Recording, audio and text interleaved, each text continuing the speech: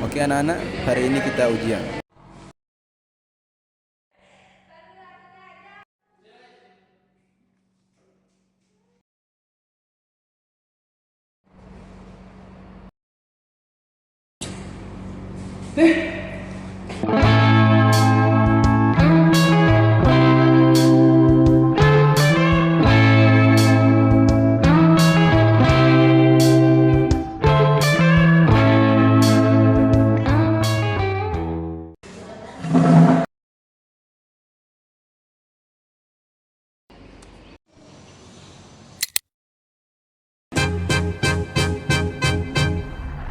Kemudian upaya pencegahan kedua,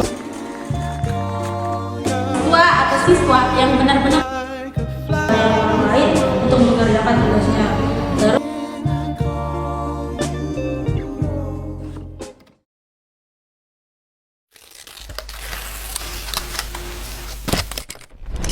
integritas itu sendiri dapat didefinisikan sebagai suatu sikap, mutu, atau keadaan yang menunjukkan satu kesatuan yang utuh sehingga memiliki potensi atau kemampuan yang memancarkan kejujuran atau kewibawaan.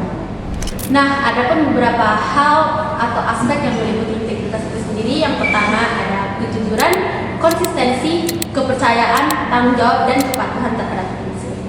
Adapun beberapa hal atau aspek yang meliputi integritas tadi, yang pertama ada yang namanya kejujuran. Kejujuran itu antara perbuatan atau perkataan harus memiliki kaidah atau kandungan dari kebenaran. Yang kedua ada yang namanya konsistensi. Konsistensi itu tersendiri adalah perkataan perbuatan yang seimbang dan juga selaras. Yang ketiga ada yang namanya tanggung jawab, bersedia menanggung semua perbuatan atau akibat yang dilakukan oleh individu itu sendiri. Dan yang keempat ada yang namanya kepatuhan terhadap prinsip, yaitu memegang teguh etika dan moral suatu individu itu sendiri. Dan yang kelima ada yang namanya kepercayaan. Nah, kepercayaan itu adalah sesuatu dalam diri kita yang layak atau mampu dipercaya oleh orang lain. Orang-orang yang berintegritas itu sendiri sudah pasti memiliki nilai sikap, etika yang jujur dan dapat dipercayai.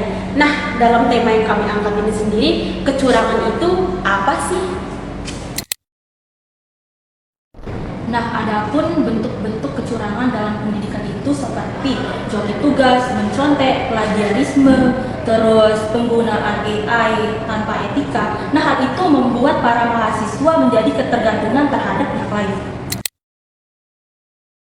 Jadi contohnya yaitu yang pertama itu mencontek saat ujian, di mana disebabkan oleh malasnya belajar dan kurangnya persiapan untuk ujian. Terus yang kedua itu ada joki tugas, di mana disebabkan karena kurangnya keinginan mahasiswa untuk mengerjakan tugasnya sendiri sehingga menyuruh orang lain atau membayar orang lain untuk mengerjakan tugasnya. Terus yang ketiga itu ada plagiarisme karya ilmiah, di mana banyak mahasiswa yang belum mengetahui atau belum paham tentang otorisasi atau tidak bisa membuat kutipan yang benar. Terus yang keempat itu ada manipulasi nilai, di mana adanya tekanan, disebabkan karena adanya tekanan, terus masalah pribadi dan juga ada orang dalam di kampus tersebut. Sehingga contohnya itu mereka ngasih nilai yang bagus karena ada orang dalam, atau bisa disogok dengan uang atau barang lainnya atau hal lainnya.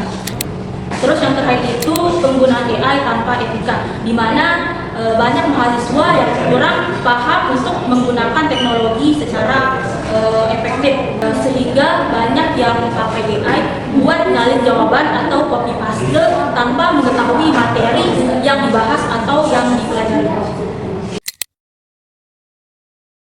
Nah, fenomena-fenomena ini seringkali kita jumpai baik dari siswa maupun mahasiswa yang sedang menempuh pendidikan. Hal ini dipicu oleh rasa takut atau kebiasaan untuk mendapatkan angka atau nilai lebih tinggi tanpa mengedepankan integritas, moral, dan etika yang ada pada dirinya. Seringkali standar pendidikan di Indonesia adalah mengedepankan nilai dan angka tanpa memikirkan bagaimana efek yang didapat jika hal itu dilakukan atau dicapai dengan cara kecurangan-kecurangan yang tidak sah. Kalau tadi merupakan faktor pendorong terjadinya fenomena ini, lalu dampak buruknya bagaimana? Nah, adapun dampak dari fenomena tersebut, yang pertama adalah rasa ketidakadilan. Mahasiswa atau siswa yang benar-benar atau sungguh-sungguh belajar akan selalu dirugikan oleh kecurangan. Mereka berkompetisi dengan orang-orang yang mendapatkan keuntungan dengan cara yang tidak sah. Lalu yang kedua, pandangan publik itu akan hilang dan sangat rendah. Masyarakat akan memandang institut pendidikan tinggi itu selalu melibatkan kecurangan tanpa adanya penanganan-penanganan yang lebih lanjut dan tepat. Lalu yang ketiga, dapat merusak generasi bangsa. Sistem pendidikan yang permisif akan berpotensi untuk menghasilkan generasi-generasi yang tidak berintegritas, menyampaikan moral dan etika. Terakhir itu lemahnya daya saing bangsa di tingkat global, di mana bangsa yang dipenuhi generasi instan atau kurang kompeten bakal kesulitan bersaing di era global. Kecurangan dalam akademik merupakan salah satu fenomena yang tidak dapat dibiarkan. Selain merupakan cerminan buruk dari para akademisi maupun para penuntut ilmu di dalamnya, kedepannya jika dibiarkan tentunya akan menurunkan kualitas daripada generasi tersebut, baik secara moral maupun karakter. Ada beberapa upaya berupa pencegahan yang dapat diterapkan. Di antaranya yang pertama adalah pemberian pendidikan karakter sejak dini. Hal ini penting dengan dibekalinya pendidikan karakter dan moral yang baik, tentu akan menjadi sebuah kebiasaan yang baik saat mereka dewasa nanti. Ada beberapa tindakan kebiasaan yang baik untuk si karakter anak pada saat kecil, misalnya mengajarkan anak untuk menaruh barang setelah mereka menggunakannya. Hal ini mengajarkan mereka untuk belajar bertanggung jawab dan meletakkan sesuatu apa yang mereka seharusnya letakkan. Ada pun beberapa tindakan lain, misalnya salah satu contohnya adalah tindakan pembiaran. Misalnya seorang anak yang mengambil uang di dompet ibunya tanpa sepengetahuan dan tidak ada tindakan larangan, kedepannya saat mereka dewasa semua hal dianggap baik-baik saja dan diperbolehkan. Dalam kasus ini kita ambil contoh tindakan mencontek di dalam kelas saat ujian. Kemudian upaya pencegahan kedua berupa pemberian sanksi bagi pelaku kecurangan. Tindakan pembiaran juga salah satu merupakan faktor penghambat perkembangan karakter anak. Lainnya anak yang tidak ditegur saat mengambil uang, tentunya saat mereka dewasa nanti akan menjadi pembiasaan dan malah berarah ke hal-hal atau masalah yang lebih besar. Penanaman karakter yang baik tentunya peranan panutan itu sangat-sangat penting, seperti guru, dosen, terutama orang tua yang tentunya harus memberikan contoh yang baik karena merupakan cerminan dari apa yang menjadi karakter dari seorang anak.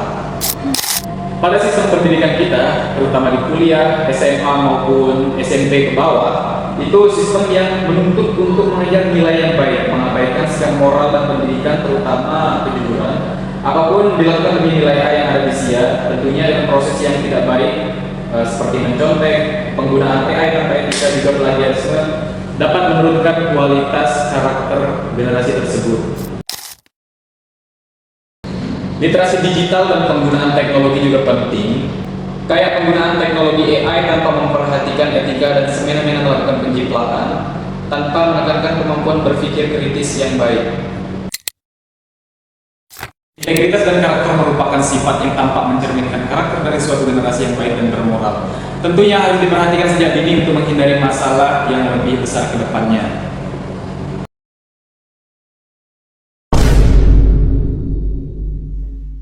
Yang kedua, dapat menghilangkan etika juga. Sekarang itu selalu mengedepankan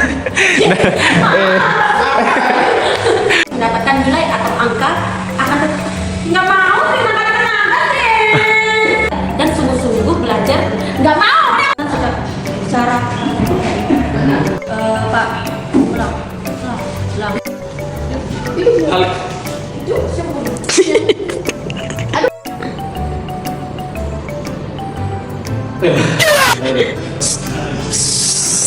Ini pas presentasi loh. Maksudnya mulai. Action. Lebih natural. Ini N-nya yang besar. Sekian. Semoga apa yang disampaikan bermanfaat. Selamat bekerja. Selamat Dirgahayu Indonesiaku yang ke-90 tahun.